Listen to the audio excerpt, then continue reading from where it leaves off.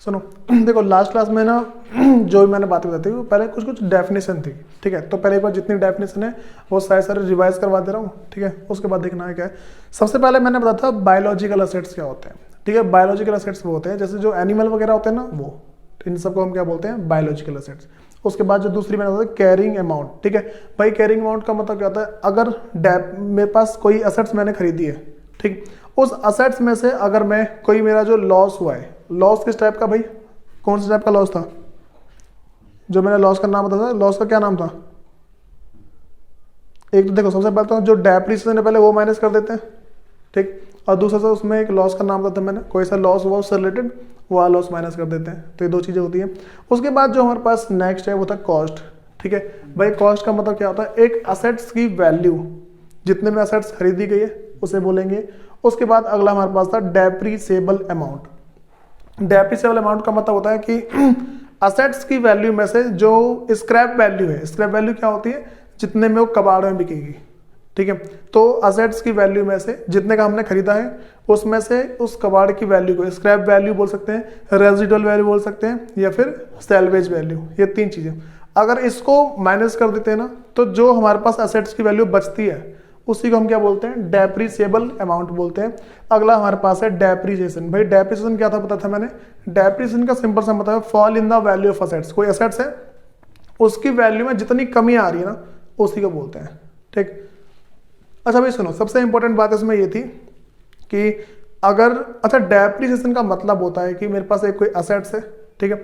उस असेट्स में से ये मान के चलो कि जितना भी मैं हर साल कम करता हूँ ना, जो मैं तो डेप्रिसिएशन लगा रहा हूँ, मैं तो बोल रहा हूँ कि क्या लगा रहा हूँ मैं, इसमें से लगा रहा हूँ डेप्रिसिएशन।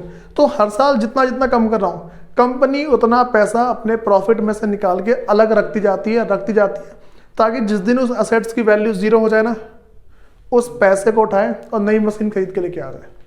ये चीज़ें होती हैं, ठीक। तो उसके बाद मैंने अगला बताया भाई एंटरप्राइजेज स्पेसिफिक वैल्यू। भाई क्या होती है एंटरप्राइज स्पेसिफिक वैल्यू, हमारे पास कोई भी ये मान के चल लो एक असेट्स है, ठीक है, वो अब जब तक उसको यूज कर रहे हैं तब तक कितना कैश कमा के दे रही है और बेचने के बाद भी कितना पैसा उसने दिया। जैसे मैंने क्या बताया कि मेरे पास एक कोई असेट्स है, मैंने खरीदा उसको 10 लाख रुपए का, तो मैं उसका यूज करता जा रहा हूँ, वो जितना पैसा कमा कमा के दे रही है मेरे को, एक तो वो सारे के सारे पैसे, और लास्ट में जब उसको हम बेच देंगे, कबाड़ में बेच देंगे उसको, तो उसके बाद वो भी जो पैसा आएगा ना, वो उन सबको हम क्या बोलते हैं, एंटरप्राइजेज स्पेसिफिक वैल्यू। अगला मेरे पास है फेयर वैल्यू। फेयर वैल्यू का मतलब है एक असेट्स की वो वैल्यू जिसमें क्या है कि हम उस असेट्स को एक्सचेंज कर सकते हैं, खरीद या बेच सकते हैं, ठीक है। जैसे मान चलो तुम्हें एक एग्जांपल दूं, एक कोई मेरे पास कार है, मैं बोलूंगा भाई ये कार मैंने 10 लाख रुपए की ली थी, एक साल यूज किया मैंने, कितने की देगा, बोलेगा 7 लाख तक चलेगा, तो इसी को बोलेंगे फेयर वैल्यू, ठीक है। उसके बाद जो मेरे पास अगला है वो है ग्रॉस कैरिंग अमाउंट। भाई ग्रॉस कैरिंग अमाउंट क्या होता है हमारे पास, एक ना वही है, मान के चलो कि जब असेट्स की वैल्यू में से, देखो जब असेट्स की वैल्यू में से हम क्या है कि डेप्रिसिएशन और जो लॉस है, ठीक, डेप्रिसिएशन और जो लॉस है अगर उसको माइनस करते हैं तो उसको तो हम नॉर्मली बोलते हैं, उसको बोलते हैं नॉर्मली कैरिंग अमाउंट, ठीक। लेकिन बिना लॉस किए, मतलब बिना माइनस किए, असेट्स की वैल्यू में से जो डेप्रिसिएशन है उसको बिना माइनस किए और लॉस को भी बिना माइनस किए जो वैल्यू होती है ना, देखो हम माइनस नहीं करेंगे। एक असेट्स खरीद के ले गया, उसमें से ना तो कोई लॉस माइनस करना है और ना ही डेप्रिसिएशन माइनस करेंगे, जो वैल्यू होगी उसी को बोलेंगे ग्रॉस कैरिंग अमाउंट, ठीक है। उसके बाद मैंने बताया मतलब कि इंपीरियल लॉस बताया था मैंने, ठीक है, मतलब कि इंपेयरमेंट लॉस बोल सकते हैं जिसको। भाई देखो ऐसा होता है ना कि सामान पे अगर छोटे मोटे टूट वूट सा गया ना, उस पर जो भी लॉस हुआ है उसी को बोलते हैं इंपेयरमेंट लॉस, ठीक। भाई अब ना हमारे पास जो नेक्स्ट था वो क्या था, रिकवरेबल अमाउंट, ठीक है। भाई रिकवरेबल अमाउंट क्या होता है, रिकवरेबल अमाउंट का मतलब है असेट्स को मतलब मान लो यूज करके कितना अमाउंट रिकवर किया जा सकता है, ठीक है। कोई सी मेरे पास मशीन है उसको हमने यूज किया तो कितना अमाउंट रिकवर हो जाएगा। और जो अगला है भाई रेजिडुअल वैल्यू वगैरह बता चुका हूं मैं क्या होती है। अगली बात करते हैं यूजफुल लाइफ क्या है, ठीक है। हमें क्या है कि जो यूजफुल लाइफ है उसका मतलब पता होना चाहिए। भाई यूजफुल लाइफ का सिंपल सा एक ही मतलब आता है। यूजफुल लाइफ का मतलब होता है एक कोई असेट्स है मेरे पास, वो कितने साल तक चल सकती है उसी को बोलेंगे यूजफुल लाइफ, ठीक है। अच्छा मुझे एक बात बताओ, एक मेरे पास कोई कार है, ठीक, वो कार मैंने पहले क्या किया कि भाई मैंने उसको ना पहले 2 साल चलाई, मुझे पता है कि उस कार की वैल्यू जो है ना मान लो 10 साल चलने की है, मैं उसको 2 साल कार को चलाया, 2 साल चलाने के बाद क्या हो, अब उसकी लाइफ कितनी बची 8 साल की, तो थोड़ी मोर तो उसमें टूट फूट से आ गई होगी। मैंने क्या किया, जो भी टूट फूट है ना वो पूरे बॉडी पार्ट चेंज करवा दिया, सारे टायर चेंज करवा दिए, मशीन को अच्छे से रिपेयर वगैरह करवा के जो पार्ट थोड़े टूट फूट गए ना उनको मैंने अच्छे से नई अच्छी क्वालिटी का लगवा दिया। अब बताओ यहाँ पे जो असेट्स की वैल्यू बढ़ेगी नहीं बढ़ेगी, टाइम भी बढ़ जाएगा उसका, जो 2 साल जो कम हुए थे कम से कम 1 साल तो बढ़ेगा ना, वो 1 साल तो 6 महीना बढ़ जाएगा, ऐसा होगा। ठीक है, तो इसको बोलते हैं रिवैल्यूएशन बोल के चलते हैं इसको। ठीक भाई, अगला मैंने तुम्हें क्या बताया था, सब्सिक्वेंट कॉस्ट, ठीक है ना भाई, किसी भी मशीनरी के मेंटेनेंस पे जो खर्चा आता है ना उसी को बोलते हैं सब्सिक्वेंट कॉस्ट। ठीक है, तो भाई देखो आज उसके बाद एक था हमारे पास इनिशियल कॉस्ट वगैरह, ठीक है, तो वो तो देखना नॉर्मल सा है। अब ना जो हमारे पास आज की बात है, सबसे पहले बात करते हैं डेप्रिसिएशन ऑन असेट्स। इसका मतलब सिंपल सा पता ही है, depreciation is fall in the value of assets. एक किसी असेट्स की वैल्यू में कितनी कमी आई है उसी को बोलते हैं fall in the value of assets. भाई अब ना यहाँ से समझना शुरू कर दो, ये जो टॉपिक है चेंज इन यूजफुल लाइफ, मतलब कि मैं तुम्हें एग्जांपल दिया था कि मेरे पास एक कार है 10 लाख रुपए की, 10 लाख मैंने उसको मान लो मैंने इसको 4 साल यूज किया, ठीक है 4 साल या फिर मान लो 5 साल यूज कर लिया, मैंने एक कार थी मेरे पास, उसकी लाइफ थी 10 साल की, मैंने उसको 5 साल यूज कर लिया। अब क्या हो, मैंने उसको बहुत ही मस्त मेंटेनेंस करा दिया, ठीक है, तो उसकी लाइफ नहीं बढ़ेगी, लाइफ बढ़ जाएगी ना। मैं तुम्हें एक एग्जांपल और दे सकता हूँ, जैसे मान लो कि तुम तो एक तुम्हारे पास बाइक है, ठीक, तो बाइक क्या हो, तुमने कोई कबाड़ सी बाइक ली थी, कोई कबाड़ सी बाइक ली, अब उस कबाड़ सी बाइक में तुमने बहुत ही अच्छा मेंटेनेंस कर दिया, बहुत सारे उसको बॉडी पार्ट टायर वायर सब चेंज करवा दिए, उसकी लाइफ बढ़ जाएगी। अब तो भाई उसी को हम क्या बोलते हैं, चेंज इन यूजफुल लाइफ, ठीक है, कि अब कितने साल तक और वो यूज करी जा सकती है। तो मैंने पहला बताया कि भाई सबसे पहले एक एग्जांपल लेके चलते हैं, ये मेरे पास ना एक एग्जांपल है, ठीक है, कह रहे कि कॉस्ट ऑफ मशीन 40 लाख की, मतलब 4 लाख की है, एक मैंने मशीन खरीदी 4 लाख की मशीन थी, उसकी जो यूजफुल लाइफ है वो 10 साल है और जो स्क्रैप वैल्यू है वो 40,000 है, ठीक। उसके बाद कह रहे कि आफ्टर यूज ऑफ 4 ईयर, 4 साल यूज करने के बाद हमने एक मेंटेनेंस करवाया, मेंटेनेंस एक्सपेंसेस जो हुआ ना वो 44,000 का हुआ, ठीक है, तो then life of the assets can be extended for 3 year, उसकी जो लाइफ है ना हम मान रहे 3 साल और बढ़ गई, ठीक है, 10 साल उसकी लाइफ थी, हमने 10 साल में से 4 साल यूज कर ली, 4 साल के बाद हमने 44,000 का उस पर मेंटेनेंस करवा दिया, ठीक है, तो हमने क्या सोचा 3 साल उसकी लाइफ और बढ़ गई। ये बात समझ में आ गई? देखो चलो यहाँ तक की बात है, तो ये तो पता लग रहा होगा। देखो अच्छा कितनी लाइफ बढ़ी होगी पता है, पहले 10 साल में से 4 साल चला गया, कितने साल बच गए 6 साल, कितने साल और बढ़ गए 3 साल, अब कितना हो गया 9, ठीक है, ये बात तो नॉर्मल पता लग रही होगी। अब सुनो भाई, मैं तुम्हें ना अब डेप्रिसिएशन निकालना सिखा रहा हूँ, डेप्रिसिएशन की वैल्यू कैसे निकालते हैं, कि कोई सी भी असेट्स है उस पर हर साल कितना डेप्रिसिएशन लगता है वो निकालना बता रहा हूँ, ठीक है। सबसे पहले मेरे पास है ये हेडिंग है कैलकुलेशन ऑफ डेप्रिसिएशन, भाई डेप्रिसिएशन कैलकुलेट करना बता रहा हूँ। सबसे पहले बात करते हैं भाई एनुअल डेप्रिसिएशन, जिसको बोलते हैं पर एनम, पर एनम का मतलब है पर ईयर, ठीक है, एनम का मतलब क्या होता है, देखो एनुअल हो या फिर एनम हो उसका मतलब क्या होता है साल, हर एक साल। तो कह रहे कि पर ईयर डेप्रिसिएशन निकालते कैसे हर साल का डेप्रिसिएशन, जो कॉस्ट ऑफ असेट्स है ना, कॉस्ट ऑफ असेट्स में से स्क्रैप वैल्यू माइनस कर दो, कबाड़ की जो वैल्यू है वो माइनस कर दो, फिर कितने साल यूजफुल लाइफ कितनी है उसकी, जो उसकी यूजफुल लाइफ है उससे डिवाइड कर दो। अब देखो 4 लाख का असेट्स है मेरे पास, लिख दिया मैंने use cost of assets minus के स्क्रैप वैल्यू, 40,000 की उसके पास स्क्रैप वैल्यू है, लिख के माइनस कर दिया, डिवाइड किससे करते हैं यूजफुल लाइफ से, डिवाइड कर दिया मैंने उसको 10 से, ठीक है। तो देखो 4 लाख में से 40,000 माइनस किया, 3,60,000 बचा, 10 से डिवाइड कर दिया, 0 से 0 काटा 36,000। तो अब पर ईयर डेप्रिसिएशन, हर साल का डेप्रिसिएशन कितना है मेरे पास 36,000 का, मतलब कि ये जो 10 लाख की मशीन थी ना, इस 10 लाख की मशीन में से अब जो हर साल मैं जो कमी जो करूंगा, हर साल जो कमी आएगी कितने की आएगी 36,000 की कमी आती रहेगी 10 साल, ठीक है। अब सुनो भाई हमारे पास क्या हुआ था, मैंने इसका मेंटेनेंस करवाया, मेंटेनेंस कितने का करवाया 44,000 का, तो उतनी कीमत बढ़ भी तो जाएगी। अब यहाँ पे एक बार आ जाओ, कैरिंग अमाउंट निकालते हैं। कैरिंग अमाउंट का मतलब मैंने बताया था ना, ठीक है, उस हिसाब से देखो, फिर दोबारा बताऊंगा अभी कैरिंग अमाउंट का मतलब क्या है।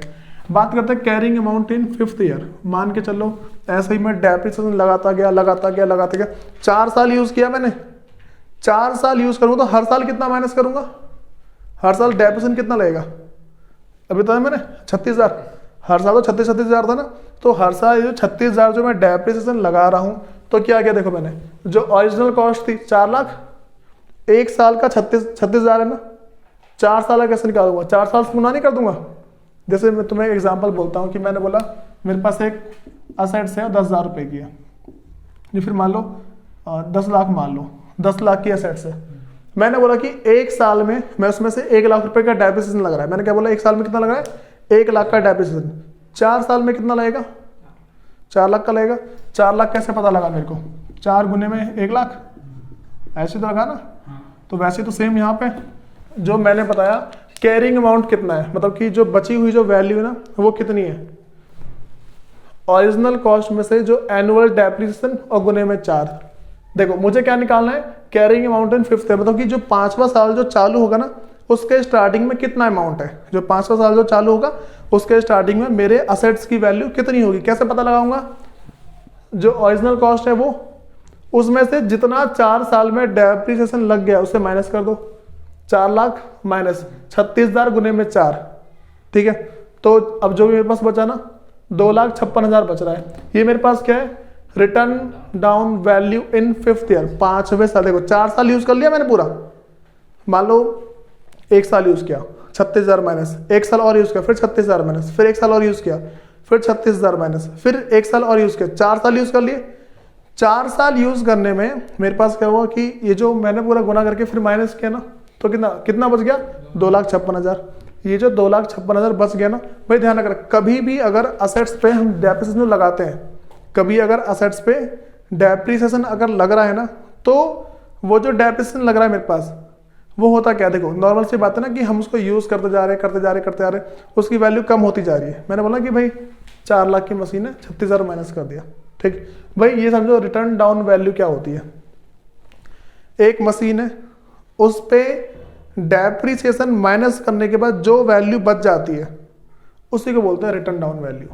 बात समझ में आई, एक कोई मशीन है, ठीक है, उसको मैं यूज करता जा रहा हूँ, मैंने जैसे बताया ना भाई कि 10 लाख में से मैंने क्या किया, 10 लाख में 4 लाख माइनस हो जाएगा, ठीक है, तो कितना बचेगा, 6 लाख।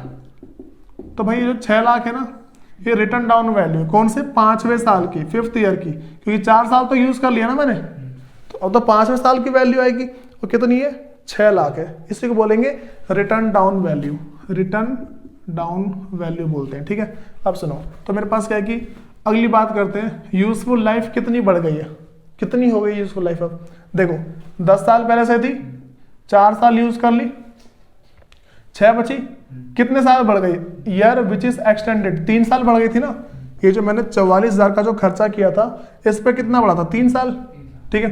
तो ये जो 3 साल बढ़ा मैंने इसको ऐड कर दिया, 6 साल और प्लस 3 साल, टोटल कितने हो गए, ठीक है, 9 ईयर का हो गया। इतनी बात समझ में आई। तो चेंज इन यूजफुल लाइफ कितना है, 9 साल है। पहले तुम्हें ये निकालना है, कैसे करते हैं, पहले तो ये करना आया नहीं है, डेप्रिसिएशन करना, जो कॉस्ट ऑफ असेट्स है स्क्रैप वैल्यू माइनस कर दो, डिवाइड कर दो यूजफुल लाइफ से, ठीक है, तो तुम्हारे पास आंसर आएगा। अब सुनो, अब बात करते हैं, चलो ठीक है, अब कितने साल हो गए, 9 साल। अब क्या है, अब ना बोलते ही भाई, अब ना देखो इसका टाइम तो बढ़ गया ना, और थोड़ी असेट्स की वैल्यू भी बढ़ गई होगी। चलो 44,000 का खर्चा किया मैंने इसके ऊपर, ठीक है।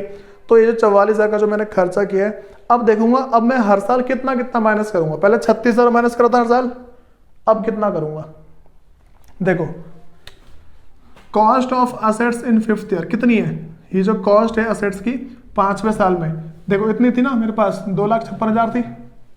लेकिन तुम्हें पता है मैंने इतने मेंटेनेंस एक्सपेंस हुए, जो मेंटेनेंस एक्सपेंस 44,000 का है ना, तो ऐड करूंगा ऐसे कितना पहुंच गया, 3 लाख। बस समझ आ रही है भाई। देखो अब अगर मैंने 44,000 इस पर खर्चा किया है, तो स्क्रैप वैल्यू भी तो चेंज हो जाएगी। पहले स्क्रैप वैल्यू जो कबाड़ में बिकने वाली वैल्यू 40,000 थी पहले, भाई अब ना मैंने उसका और ज़्यादा यूज़ किया। एग्जाम्पल सोचो, एक बाइक है मेरे पास, बाइक मैंने ली थी 20,000 रुपये की, ठीक है, 20,000 की बाइक ली, थोड़ा अब मैंने क्या कि उसको थोड़ा चलाया, मान लो अब क्या है कि 1 साल चलाने के बाद ना उसकी कबाड़ सी वैल्यू हो गई। अब मैंने क्या उसको थोड़ा खर्चा कर दिया, दिखने में अच्छी लगने लगी, अब और उसको और यूज़ करूँ, मशीन तो अंदर का इंजन तो खराब होगा, तो उसकी वैल्यू कम हो जाएगी। अब उसको कबाड़ में दोबारा बेचूंगा ना, अब उसकी वैल्यू कम बिकेगी। पहले जहाँ पे वो 10-15 हज़ार 10 की बिकती, 8 की बिकती है, वो 4-5 हज़ार की बिकेगी, ऐसे तो होगा। तो मान के चल लो let scrap value of the assets 30,000, ठीक है। हम कितना मान के चल रहे हैं इस बार? 30,000। कॉस्ट ऑफ असेट्स कितनी है? 5वें साल में जो असेट्स है 3 लाख की है, क्योंकि देखो 2,56,000 पहले से था, 44,000 अलग से आगे जो खर्चा किया मैंने, मेंटेनेंस एक्सपेंस जो किया है, मेंटेन करने पे जो एक्सपेंस किया है 44,000 है, मैंने जोड़ा उस पर, तो कितना 3 लाख का पहुंचा। भाई ये जो 3 लाख का पहुंचा है, अब देखो वैसे ही मैंने तुम्हें डेप्रिसिएशन निकालना पड़ा था अभी, cost of assets scrap value divide करते हैं उसको यूजफुल लाइफ से, ठीक है। तो मैंने वही किया था ना, 4 लाख माइनस 40,000 डिवाइड बाई 10,000, ठीक है। यहाँ देखो कॉस्ट ऑफ असेट्स कितनी है? 3 लाख है, क्योंकि इसको मैंने जोड़ा है, 3 लाख आ गया। स्क्रैप वैल्यू कितनी मानी है मैंने? 30,000, 30,000 माइनस कर दिया। यूजफुल लाइफ कितनी है? 9 साल है, क्योंकि देखो 6 + 3, अब तो 9 साल हो गए ना, तो ये यूजफुल लाइफ कितनी होगी मेरे पास? 9 साल। 3 लाख में से 30,000 माइनस किया, 2,70,000 आ गया। 2,70,000 को किससे डिवाइड करूंगा मैं? 9 से। तो अब साल का डेप्रिसिएशन कितना है मेरे पास? 30,000। तो जो एनुअल डेप्रिसिएशन कितना है मेरे पास? 30,000 रुपये। ये बात समझ में आ रही है? सुनो भाई, देखो जितनी मैंने बातें बताई ना, इसके अंदर सबसे इंपॉर्टेंट बात क्या थी? हमें बस एक चीज आनी चाहिए थी, वो थी एनुअल डेप्रिसिएशन निकालना। अगर हमें एनुअल मतलब कि हर साल का अगर डेप्रिसिएशन निकालना आ गया, तो आगे का जो स्टेप है ना और आसान हो जाएगा वो, ठीक है। तो मैं ये बहुत सारी बातें पता होनी चाहिए। जब तुम एग्जाम में क्वेश्चन करने बैठोगे ना, तो भाई मान लो एक ही बात सामने निकल के आएगी, तुम्हें बहुत सारी बात पहले पता होगी, तुम क्वेश्चन ना तुम्हारी मैं बहुत सारी प्रैक्टिस यहीं पे करवा दूंगा, घर से करने के लिए क्वेश्चन दूंगा, उसको करते करते करते करते तुम्हारी प्रैक्टिस क्या है थोड़ी अच्छी हो जाएगी, फिर देखेंगे क्या कैसे कैसे करना है, ठीक। तो पहले ये सारी बात ध्यान रखो, फिर देखते हैं इसका आगे क्या होता है।